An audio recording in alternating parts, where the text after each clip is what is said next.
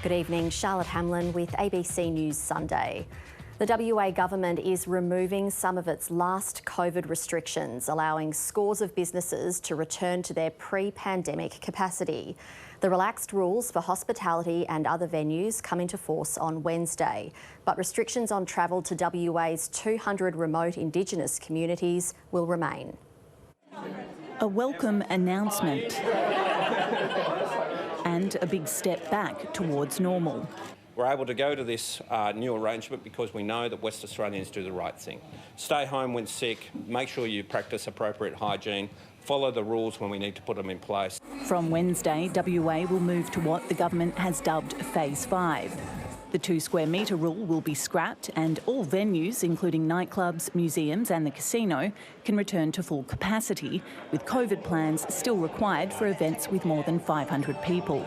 It's been a tough time for all West Australians and especially hospitality, but I feel the latest news gives us some certainty moving forward and we can trade how we always plan to. And it provides certainty and stability for the hotel and hospitality industry in Western Australia. But with an estimated 8,000 extra workers required under the lifting of restrictions, there's still some road bumps ahead.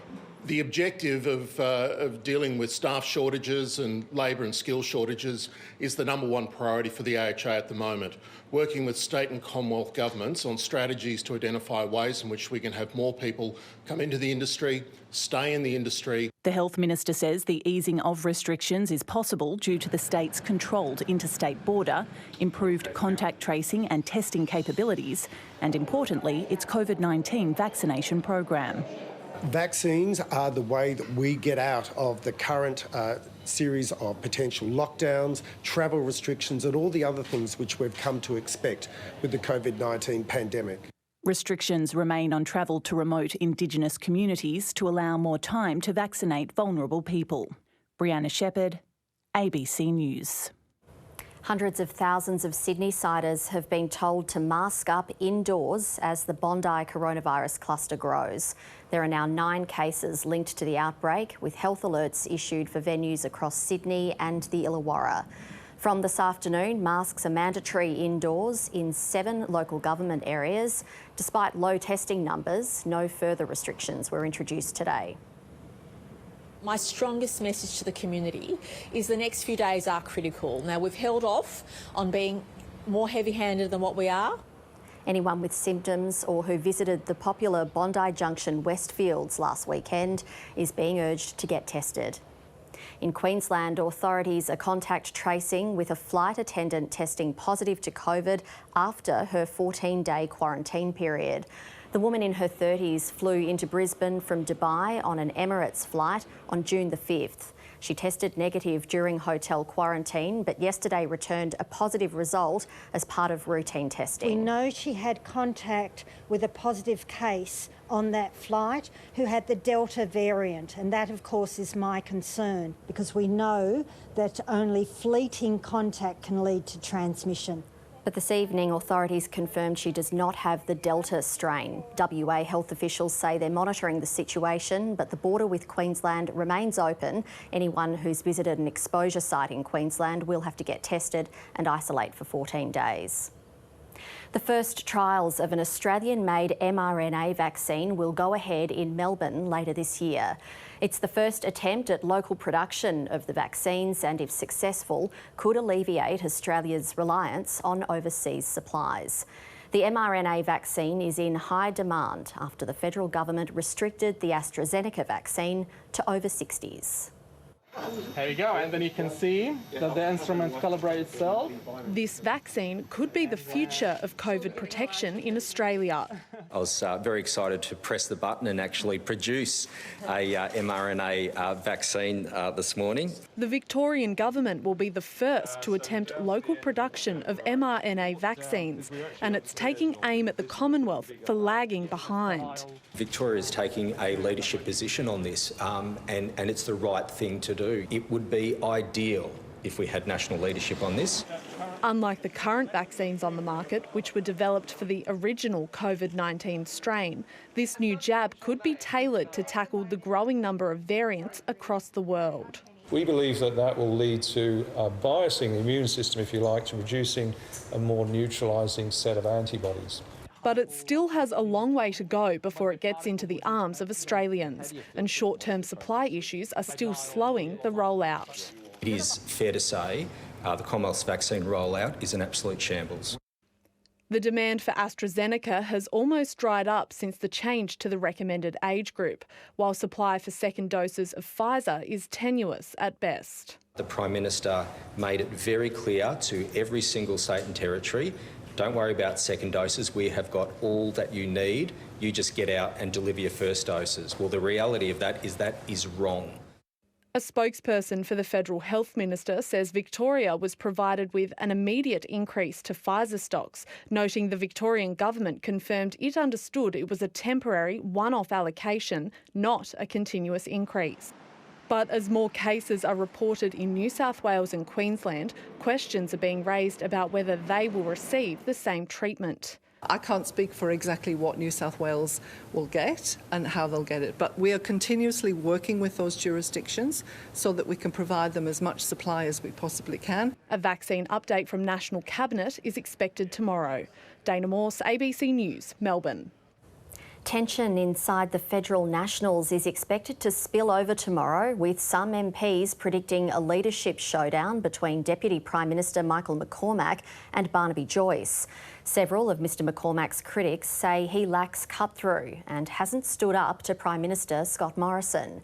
But as political editor Andrew Probyn explains, the trouble inside the Nationals party room could influence the coalition's stance on climate policy. Michael McCormack's a marked man, according to some of his colleagues, but the Deputy Prime Minister insists his leadership is safe. I've got no one having called me and said it's on. I have had no one say to me there is a spill afoot.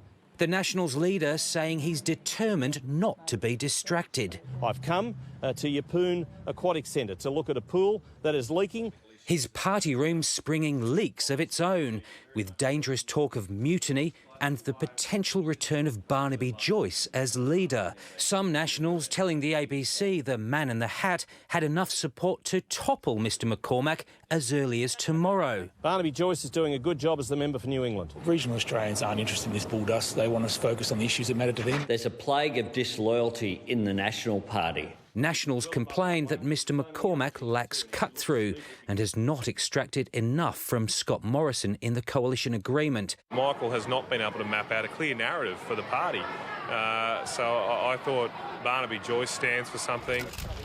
And some worry there isn't enough resistance to the Prime Minister's preference for net zero emissions by 2050, a point made in recent days by senior Nationals. The National Party has not signed up to net zero anything at any time. We have not committed to net zero by 2050.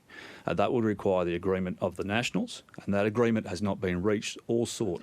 Although some world leaders seem to believe Australia's already there. Scott has declared for net zero by 2050, preferably, which is a great step forward. The Foreign Minister today unable to say whether net zero emissions, preferably by 2050, was government policy. It is the broad position of the Australian government that we want to achieve net zero emissions as soon as possible and preferably by 2050. It is a sensible position. This government's all over the shop when it comes to climate change. Scott Morrison stuck in isolation for another 11 days inside the lodge. When he emerges, he might have a new Deputy PM to contend with. But it's clear that whoever comes out on top in the Nationals' leadership tussle, any move by Mr Morrison to adopt a more ambitious 2050 climate target will face great resistance from the Nats. Andrew Probyn, ABC News, Canberra. The body of a 54-year-old Busselton man has been recovered from the ocean after a search off the coast of Carnarvon, 900 kilometres north of Perth. Authorities began looking for a boat after an EPIRB signal was detected near Bernier Island, west of Carnarvon, in the Shark Bay World Heritage Area this morning. They found a partially sunken boat and the body of the deceased man nearby. Police say there were no suspicious circumstances. A 4-year-old Tamil girl has been discharged from hospital and will now be allowed to live in community detention in Perth with her family. Perth Children's Hospital confirmed Tanika Murahappan was released yesterday. She and her mother, Priya, had been rushed to Perth from Christmas Island earlier this month because of a blood infection. Her father and older sister joined them earlier this week. The family was detained on Christmas Island for more than 2 years, but will now be allowed to live in the Perth community under a detention order. The Murahappans have been in a 3-year legal battle with the Australian government, which wants them deported to Sri Lanka. Regional councils and voters claim the McGowan government's push to reform the upper house voting system will further disadvantage people living in rural WA. The government says it wants better electoral equality, but those in regional areas fear it'll mean more services for the city at the expense of the bush. Julie Freemans spent 30 years living in WA's Midwest. The Mullawa farmer knows how tough life in the regions can be. We consistently do worse on just about every measure. We do worse in educational outcomes, we do worse in health outcomes, we do worse in standard of living. She believes those disadvantages will only deepen if the McGowan government reduces the number of regional MPs representing voters in the bush. I'm really concerned that if we go down the road of one vote, one value in the upper house, that we will just become out of sight and out of mind. Honourable members, the President. The upper house is where draft laws are sent for review. It considers the effects proposed laws will have on the community and if changes need to be made. The issue is that currently regional votes are worth more than city votes in the upper house. See, the state is divided into 6 regions and each region elects 6 members, despite having different population sizes. For instance, just 6% of voters live here in the agricultural region, but they elect nearly 17% of upper house MPs. The McGowan government has asked an expert panel to look at how electoral equality for every voter in WA might be achieved. But voters in regional WA claim changes will only make it harder for their voices to be heard. Well, I think it's not a question so much about electoral equality, it's actually about equity.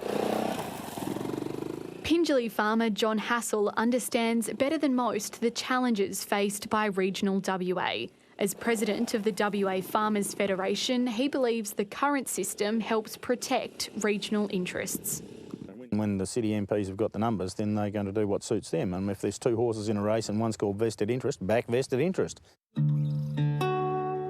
He says the biggest challenge for country MPs is the state's enormous size. Mining and pastoral MPs already cover more than 2 million square kilometres between them, from Kalgoorlie to Carnarvon to the Kimberley. There's 120, 130 odd Aboriginal communities in the Kimberley. There's pastoral stations. There's the 6 main towns throughout the Kimberley. Community leaders say fewer MPs could make it much harder to reach constituents. We really need MPs to be up here for several days so they can talk to as many people as possible. But political analysts say it's hard to describe the current system as truly democratic. I do not believe that the existing system is defensible or sustainable in the extent of country representation that it has. While there are a number of different options being considered, there is unlikely to be one vote, one value reform. But I think that they will set up the regions in such a way that non-metropolitan voters will have a little bit extra voting power and a little bit extra representation. Minister for Electoral Affairs John Quigley was not available for an interview. He said the committee was expected to make recommendations to government on how electoral equality might be achieved by the end of the month. Evelyn Manfield, ABC News. In Queensland, police are getting DV training to determine who's in most need of protection when they attend a violent incident. Advocates say there's a rising number of malicious cross orders alleged perpetrators are slapping on their victims. Experts say it's a tactic used to control and intimidate partners who often plead guilty because they can't afford the legal fight.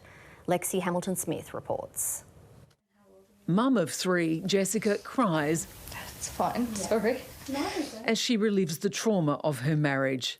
Broken bones, bruises, blood coming from my face. After years of abuse, she says she finally threw a punch in self-defence. And then I went and put a DV on him and he went and put one back on me because I hit him back. It was definitely out of spite for sure. But because she couldn't afford a legal battle, she pleaded guilty in court and was handed a 5-year good behaviour bond. Lisa is also an alleged victim of long-term abuse. There was a lot of physical, emotional, financial, sexual abuse. Her partner got a protection order against her by using text messages she sent. If I was to breach the protection order, that would go onto my criminal record. For her safety, she has a cross-order application in process and maintains the police need to better understand who is the victim and who is the abuser. They feel so shocked, violated, abused all over again. It's so traumatic for them to go through. DV advocates and lawyers say the tactic of issuing bogus orders is used all too often. To control, intimidate and silence their victims of domestic violence. A review board led by the Queensland coroner looks into DV deaths and how they can be prevented. It is very, very heart-wrenching work. They're certainly seeing a pattern emerging of vexatious cross-applications against women. They're then reluctant to go and seek help again because they don't feel they'll be believed. They're charged with an offence, have that on their record. In a 2018 review, the board found that half of the women killed in violent relationships were respondents in DV orders. In the case of Aboriginal women, it was nearly 100%. The increase is making it harder for police on the front line to know who is in most need of protection. They'll turn up and they'll go, oh, this is maybe just two really passionate and volatile people having another fight, as they're wont to do, because there's 2 domestic violence orders. And it's often our junior, most inexperienced officers doing their very best to try and make those judgments. Police respond to a DV call-out every 5 minutes in Queensland. The most dangerous place for violence, particularly for vulnerable people, is behind residential front doors. Lexi Hamilton-Smith, ABC News. There are new allegations tonight against the independent fuel retailer United Petroleum over the underpayment of staff.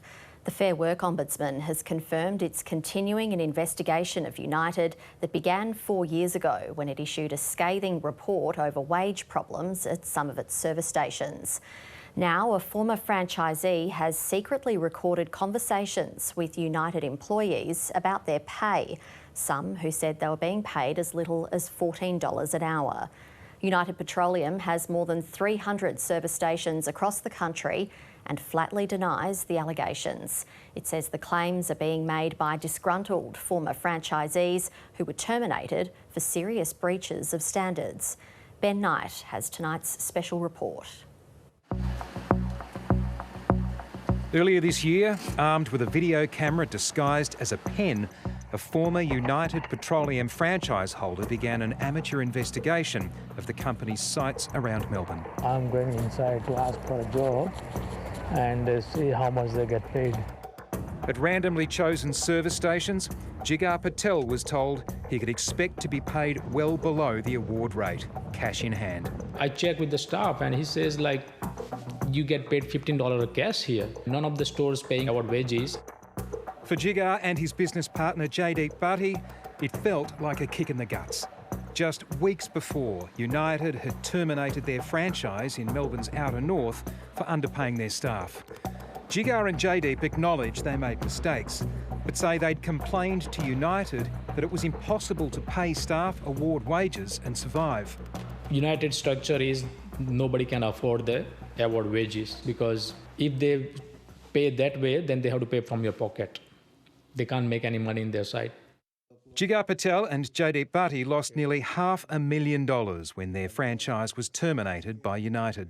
Financial, we are broke, mentally we are broke. United ruin our life.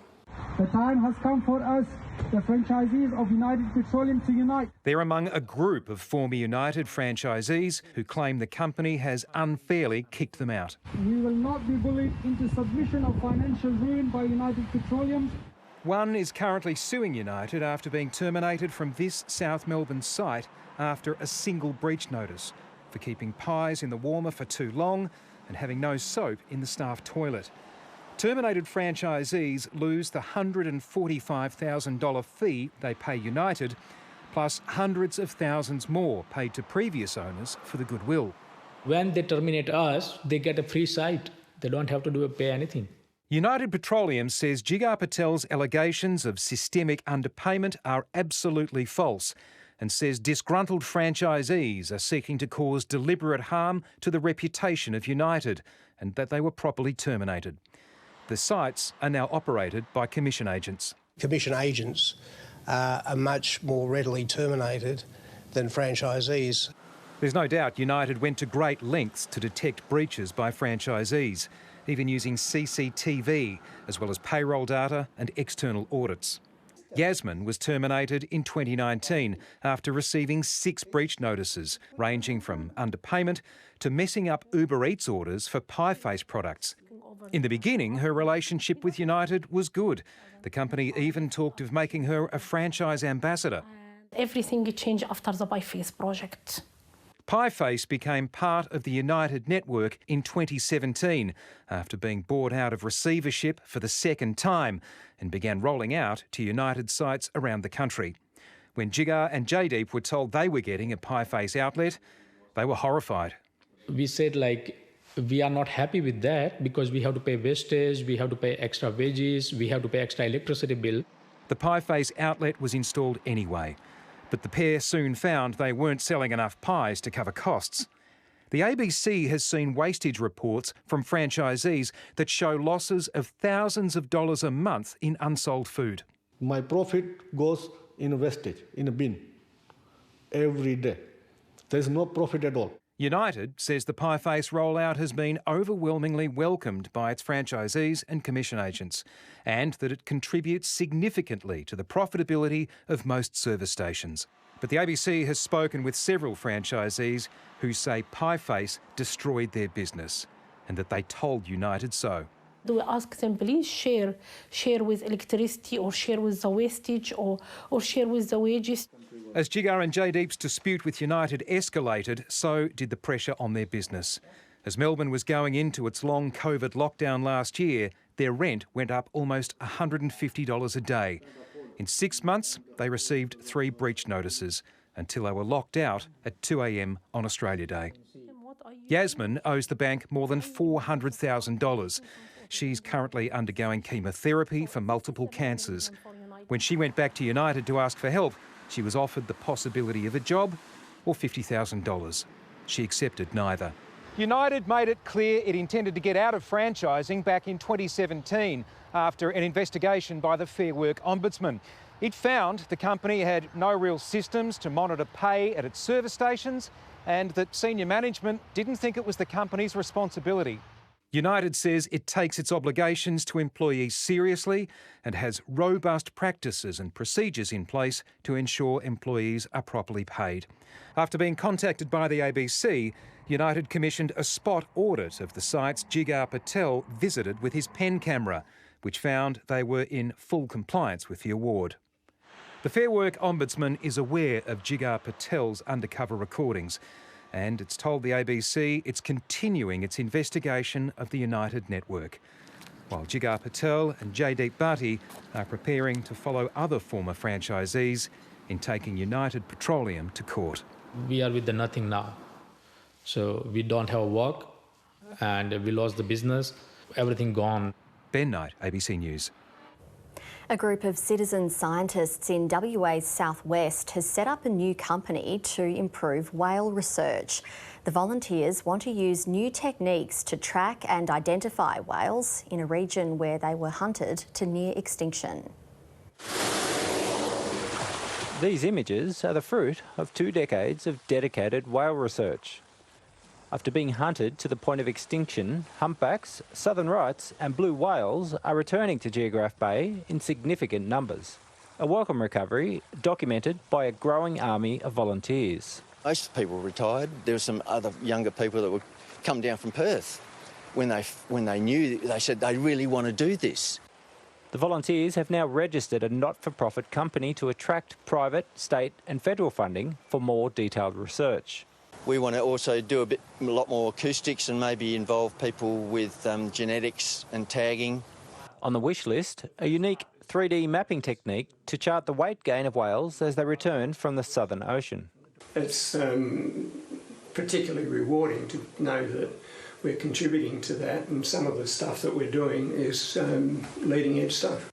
What began with little more than a hunch some 20 years ago that this body of water here behind me hosted one of the Great Migrations has not only been proven correct, it's also brought this location to the attention of the International Union of the Conservation of Nature's Marine Mammal Task Force.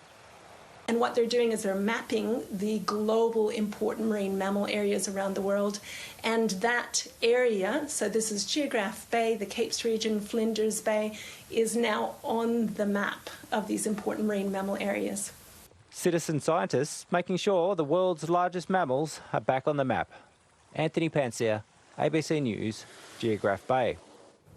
The ABC's Australia Talks national survey has revealed most of us have fears about how we'll grow older and if we'll have to live in an aged care home. That's perhaps no surprise given the shocking stories heard by the Royal Commission into the sector. But can anything be done to improve the health and happiness of people living in nursing homes? Homes around cul-de-sacs, a general store, a beauty salon, even a coffee shop. This is aged care. Perhaps not as you expect to see it. We're proud that this doesn't feel like traditional care. Families come in with their dogs and everything, and there's a little gazebo outside. Inside Karonji Dementia Village in Hobart, the separate homes function almost like share houses, with kitchens and private spaces and memory boxes for each resident, including Peter Hardman. It's a reflection on your own self, what I'm going to do or what I've done and what I can do. Peter moved here after a couple of months in respite care in a traditional nursing home. It just wasn't the place for Peter. He was too confined. Peter needed more like a home environment. Institutional settings give many of us anxiety. The Australia Talks survey has told us 76% of us never want to live in a nursing home. This is a transition point, a milestone in life that none of us wants to get to, but when you do get there, we have a responsibility to look after our elders. And that's something we don't think we're good at. Most of us, 65%, think Australia does a bad job respecting and taking care of its older citizens. We live in an ageist society. We only have to look up and down the street to see how our elders are treated in the community.